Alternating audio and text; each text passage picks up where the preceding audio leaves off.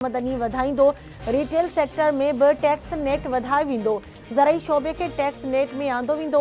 नओं कर्ज़ प्रोग्राम पाकिस्तान में मौशी इस्तेहकाम जो सबब बणजंदो। गुज़िरियल साल पाकिस्तान में महांगाई में घटिताई आई ऐं नाणे जा ज़ख़ीरा बहितर थिया।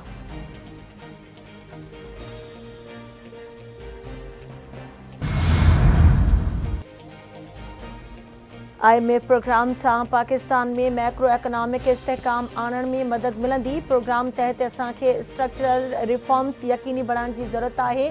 आलमी मालियाती फंड सां तय थियल स्टाफ लेवल मुआहिदे खां पोइ नाणे वारे वज़ीर मोहम्मद औरंगज़ेब जो बयान। संदसि चवणु आहे त पब्लिक फाइनेंस तवानाई ऐं हुकूमती इदारनि में इस्तेहकाम आणण जी ज़रूरत आहे।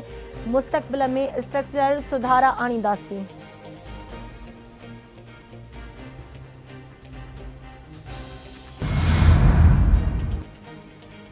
जटरादार तरक्की ऐं गडि॒यल खुशहाली खे यकीनी बणाइण लाइ ओभर क़ौमुनि जी गडि॒यल कोशिशुनि जी ज़रूरत आहे।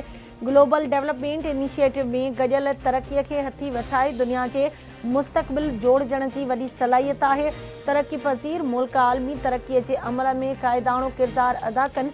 सदर आसिफ अली ज़रदारी जो China International Development Cooperation Agency जे एहतमाम हेठि गडि॒यल तरक्कीअ बाबति आलमी एक्शन फोरम जे इजलास खे वर्चुअल ख़िताब। संदसि चवणु आहे त पाकिस्तान सदर शी जिनपिंग ऐं चीन तरफ़ां ओभर मुल्कनि ऐं पूरी दुनिया जी क़यादत में 21वीं सदी में अॻिते वधण जो ख़्वाहिशमंद आहे।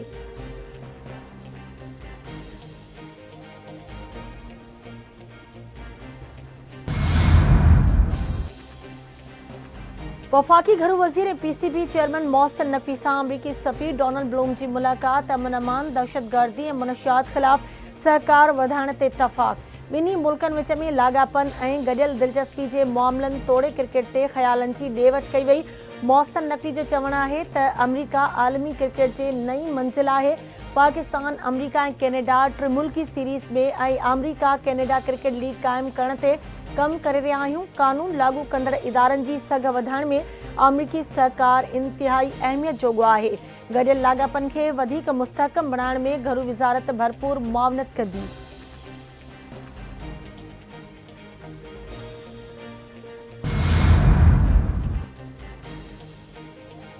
सिंध समेत सॼे मुल्क में विद होल्डिंग टैक्स ख़िलाफ़ फ्लोर मिल्स मालिकनि जी 3 ॾींहं बि हड़ताल।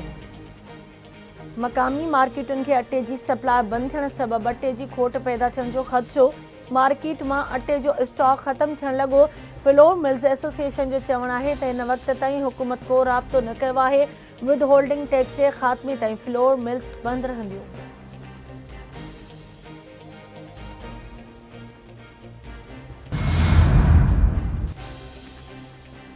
सिंध हुकूमत जो सॼे सूबे में ट्रांसपोर्ट खाते जूं ज़मीनूं ऐं इमारतूं 1 महीने अंदरि ख़ाली कराइण जो फ़ैसिलो।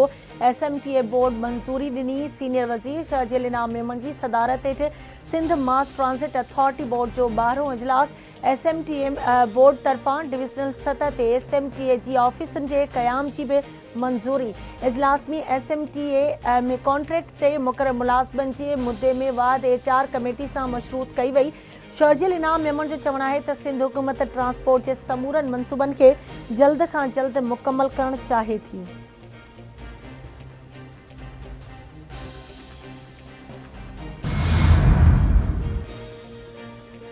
जमायत इस्लामी सुप्रीम कोर्ट खां इलेक्शन 2024 ते जुडिशल कमीशन जोड़ण जो मुतालबो करे छॾियो। अमीर हाफ़िज़ नईमुर रहमान चयो आहे त मख़सूस सीटुनि बाबति सुप्रीम कोर्ट जे फ़ैसिले खे जुज़वी न मुकमल तौरु तस्लीम करणो पवंदो। असांजो पार्लिमानी निज़ाम ते एतमाद खॼी वियो आहे। सुप्रीम कोर्ट जे फ़ैसिले खां पोइ इलेक्शन कमीशन जी कहिड़ी हैसियत रहिजी वई। इलेक्शन कमीशन जे समूरनि मेंबरनि खे पाण मुरादो इस्तीफ़ा ॾियणु घुरिजे। MQM वारनि खे कराची मां 1 लख वोट बि न मिलिया। उन्हनि माण्हुनि जी का हैसियत न आहे।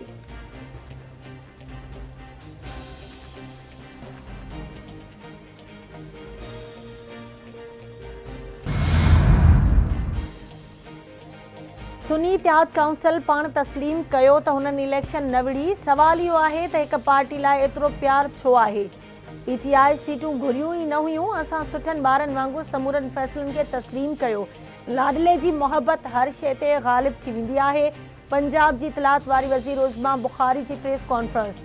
संदसि चवणु आहे त काल्हो को ॾींहुं पाकिस्तान जी तारीख़ में कारो तरीन ॾींहुं हो। तहरीक इंसाफ़ इंटर पार्टी इलेक्शन में जेके ग़लतियूं कयूं उहे वकीलनि खे दुरुस्त करणु घुरिजनि हा, पर अदालत दुरुस्त कयूं। नज़रिया ज़रूरत हमेशह क़ौमुनि खे नुक़सानु पहुचाईंदो आहे। नवाज़ शरीफ़ खे ख़याली पघार ते नाअहल कयो वियो। आइन खे कंहिं बि सूरत में शिकस्त न थियणु घुरिजे।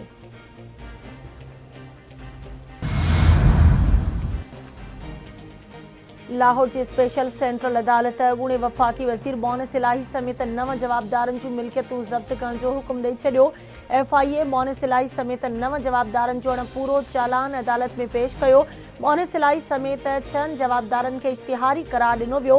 अदालत 20 अगस्त ताईं मोनिस इलाही ऐं ज़ेग़म अब्बास जे वकील खे दलील ॾियण जी हिदायत करे छॾी।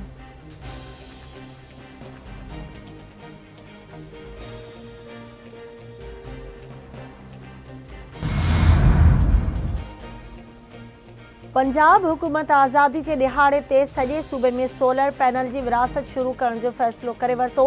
ऐलानियल मनसूबे तहत 200 यूनिटनि ताईं बिजली इस्तेमालु कंदड़ वाहिपेदारनि खे मुफ़्त सोलर पैनल ॾिना वेंदा। 200 खां 500 यूनिट्स ताईं वारनि वाहिपेदारनि खे सोलर पैनल 10% मुआवज़े जी अदायगी ते मिलंदा। 90% रक़म पंजाब हुकूमत अदा कंदी। वज़ीर आला मरियम नवाज़ जो चवणु आहे त अवाम खे रिलीफ ॾियणी संदसि मिशन आहे। सोलर पैनल जी फराहमी सां अवाम जी बिजली बिल में 40% घटिताई थींदी।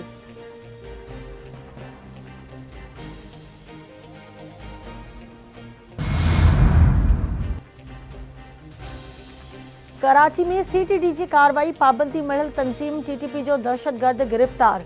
CTD तर्जमान मौजिब साइड थाणे जी हद में कार्रवाई दौरान दहशतगर्द हिदायतुल्ला उर्फ मौलाना अब्दुल हकीम खे गिरफ़्तार कयो वियो। गिरफ़्तार दहशतगर्द पाबंदी मढ़ियल तंज़ीम लाइ चंदो गॾु करे रहियो हो। गिरफ़्तार दहशतगर्द जो पीउ मोहम्मद गौस 2000 में मारिजी वियो हो ऐं संदसि भाउ किफ़ायतुल्ला बि सवात ऑपरेशन खां पोइ गुम आहे।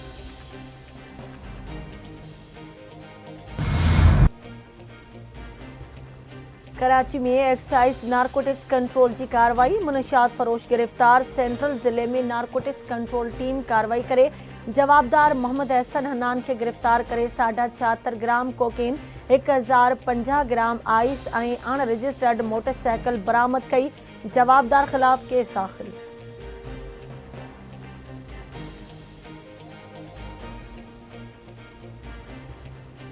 ऐं 6 मुहर्रम हराम जे मौक़े ते करबला जे शहीदनि खे भेटा पेश करण लाइ सॼे मुल्क जी सिंध में बि मजलिसूं बर्पा करे मातमी जुलूस बरामद करण जो सिलसिलो जारी।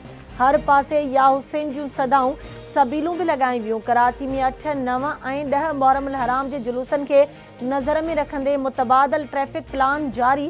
ट्रैफ़िक प्लान मूजिबि मुहर्रम हराम जो मरकज़ी जुलूस नश्तर पार खां बरामद थींदो, जेको हुसैनिया ईरानिया इमाम बारगाह वटि नहर थींदो। ट्रैफ़िक खे गुरुमंदर चौक खां अॻिते जुलूस जे रस्ते ते वञण जी इजाज़त न हूंदी। जुलूस दौरान एम ए जिना रोड गुरु मंदिर खां टावर ताईं बंदि रहंदो। नाज़माबाद खां ईंदड़ ट्रैफ़िक लसपेला चौक खां नश्तर रोड ऐं गार्डन वञी सघंदी। लियाकताबाद खां ईंदड़ ट्रैफ़िक खे तीन हटी खां लसपेला चौक उमाणियो वेंदो।